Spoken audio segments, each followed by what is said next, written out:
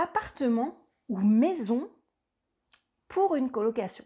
Bonjour et bienvenue sur cette nouvelle vidéo. Je suis Audrey, auteure, conférencière, créatrice de l'entreprise lesrevenusautrement.fr, mais aussi connue en France comme étant experte en colocation au rendement et en investissement au rendement.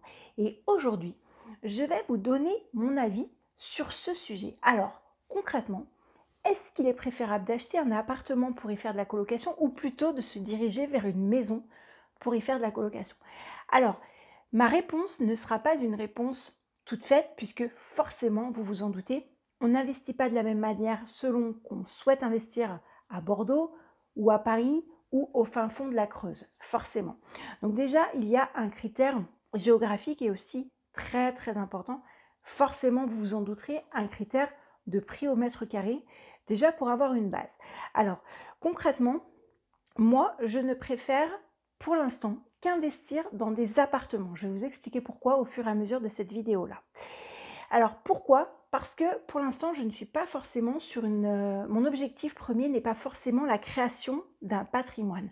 Lorsqu'on investit dans une maison, on a aussi le double effet qui se coule qui est l'investissement dans un patrimoine quasiment de manière immédiate. D'accord? Et de ce fait, pour moi, ce qui m'intéresse vraiment dans l'investissement aujourd'hui, c'est d'avoir du cash flow immédiatement. C'est-à-dire que dès que j'achète un bien, je sais que 6 mois après, à peu près en moyenne, eh bien, lorsque j'aurai vraiment mis en place les locataires, les colocataires, etc., j'aurai au moins 500 € de cash flow net. Point. Net. Ça, c'est une vérité générale. De ce fait, je sais à peu près de combien sera mon augmentation tous les ans, parce qu'en fonction du nombre d'appartements que j'achète. Par rapport aux maisons, vous pourrez regarder sur, par exemple, Rendement Locatif ou sur le site Meilleurs Agents. Eh bien, vous allez pouvoir regarder qu'un prix au mètre carré est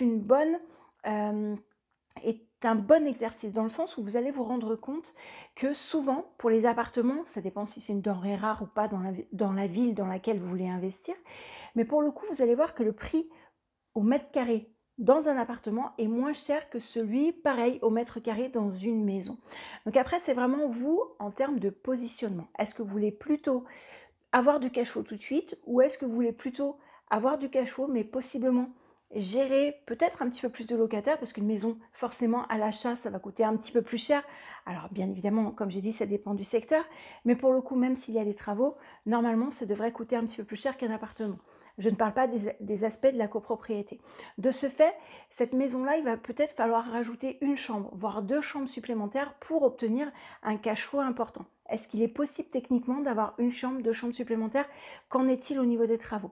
Donc de ce fait, une maison, généralement, je reste sur une généralité, revient malgré tout un petit peu plus cher. Mais il y a vraiment la notion de patrimoine qu'il est très important de garder à l'esprit. De ce fait, c'est votre positionnement. J'ai choisi, et c'est vraiment de la pleine conscience, de n'investir pour l'instant que dans des appartements, aussi grands soient-ils, mais pour le coup, parce que j'ai un petit peu plus de maîtrise par rapport notamment au prix au mètre carré. Et vu que mon objectif, c'est d'avoir un maximum de cash flow maintenant, avant de faire de l'arbitrage, voilà.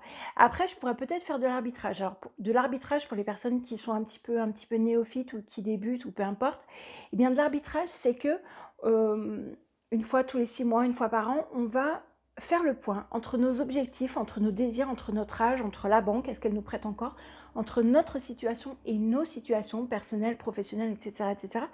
Et on va faire le bilan aussi de ce qu'on a remboursé, des amortissements qui ont été faits, etc. Des cash flows remboursés, enfin des cash flows qu'on a pu générer, oui ou non. Est-ce que ça fonctionne toujours de la même manière, ce type d'investissement, oui ou non? Est-ce qu'il est préférable de faire dans cette ville-là maintenant peut-être plus du Airbnb? Ou est-ce que la colocation est toujours bonne? Est-ce qu'il est plus préférable aussi de ne plus faire de Airbnb dans cette ville-là, mais peut-être de faire un peu plus de colocation, etc.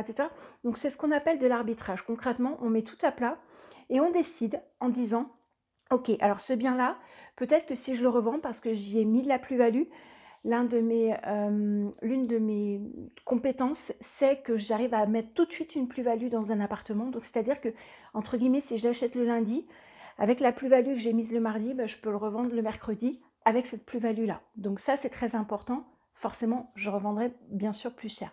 Est-ce que avec l'argent que je vais générer, la plus-value que je vais générer, est-ce que je peux me positionner sur autre chose? Soit un lot de parking, soit un immeuble, etc., etc. Donc ça, c'est de l'arbitrage. Et de ce fait, possiblement, est-ce que j'ai intérêt ou pas, en fonction de mes objectifs, de mes envies, etc., à me positionner, par exemple, sur une maison que je pourrais louer en colocation, ou par exemple, le premier étage, je pourrais me le réserver pour moi, pour ma résidence principale. L'étage au-dessus, bah, ce sera peut-être, j'en sais rien, pour mes parents, ou pour de la colocation senior, et l'étage encore au-dessus, ce serait peut-être pour des actifs, des jeunes actifs, des étudiants, etc., etc. Donc c'est très, très, très important. Donc concrètement, ce que je vous demanderais peut-être de garder à l'esprit, c'est ce que j'ai envie vraiment de vous transmettre à travers cette vidéo.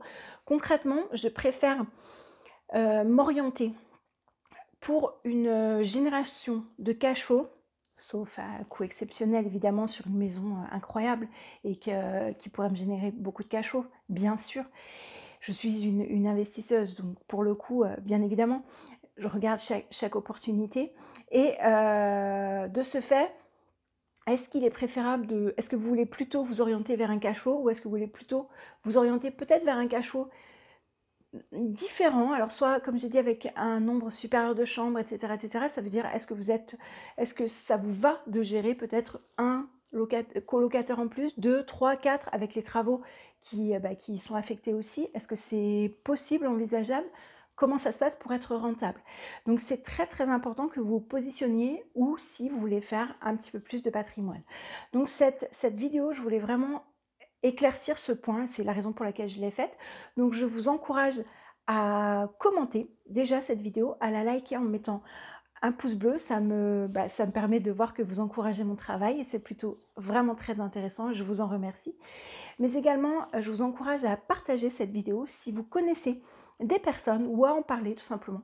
Et si vous connaissez des personnes qui souhaitent se lancer dans la colocation et qui ne savent pas trop faire la différence entre est-ce que j'achète un appart ou une maison, comment ça va se passer pour la suite, est-ce que je serai limitée pour n'acheter qu'une seule maison ou est-ce que je peux acheter plusieurs appartements pour le prix d'une maison, comment ça se passe. Donc à partager cette vidéo. Je vous encourage aussi bien évidemment à vous abonner à la chaîne YouTube en cliquant en bas sur votre droite sur le bouton s'abonner et aussi immédiatement à activer la cloche en cliquant sur la cloche. Comme ça, vous serez averti directement dès que je ferai des vidéos et je vais en faire de plus en plus. Et puis moi, je vous dis à très très vite dans la prochaine vidéo. Ciao, ciao!